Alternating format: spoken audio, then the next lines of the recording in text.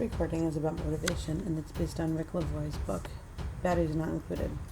Is it a teacher's job simply to communicate information, facts, and concepts to their class? Or are they also responsible to motivate their students? What do we do with students who come into the class and they are not motivated to work?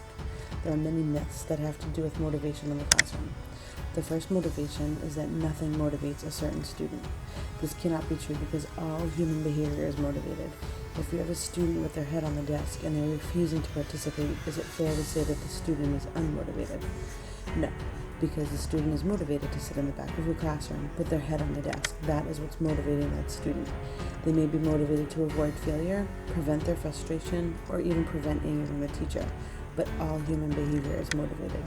So if we have a student who is sitting in the back of the classroom and isn't doing anything, they have misdirected motivation, and we need to learn how to motivate them to do what we want them to do, not to sit in the back of them with their head on the desk. Another myth about motivation is that one day a student may be motivated, the next day that student is not motivated. Motivation is relative. So if you have a student in the classroom who is motivated in math, they're always motivated in math.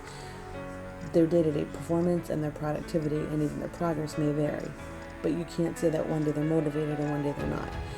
And when we have a student who comes in and does well, sometimes teachers use that against the teacher, against the student, and say that they actually, they must be motivated because they did it the day before.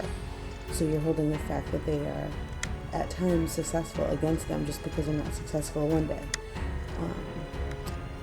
And Rick Lavoie, who wrote this book, would say that you can compare motivation in the classroom to a marriage where day to day you might be frustrated with your partner, but if you found that they were suddenly sick or ill, you would remember how much you love that person and how upset you are, because your love is constant even if the day to day feelings are not.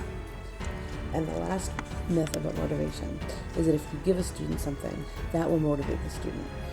Teachers try to use these words as incentives, and that may influence their behavior, but it can't really influence motivation because motivation is constant. And the student may